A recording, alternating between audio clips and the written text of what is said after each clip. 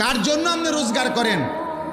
এত টাকা, এত ঘাম, এত পয়সা আপনি রোজগার করছেন ওর জন্য? কার জন্য বিল্ডিং করলেন? ও তো এক ওয়াক্ত নামাজ পড়ে না। এই দুশ্মন আমনের জন্য কি উপকারে আসবে? কথা বলে না।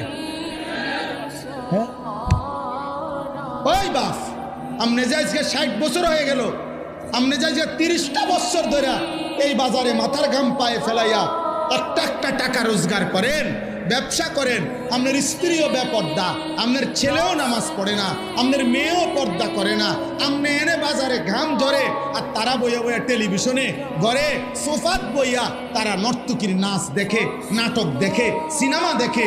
আপনার ছেলে এলাকার আরো 2-4টা বখাটের লগে পুরা দমে মোবাইলে উলঙ্গ ছবি দেখছে, আর আমনের ঘাম বাইয়া বাইয়া পড়তেছে একটা একটা টাকার জন্য।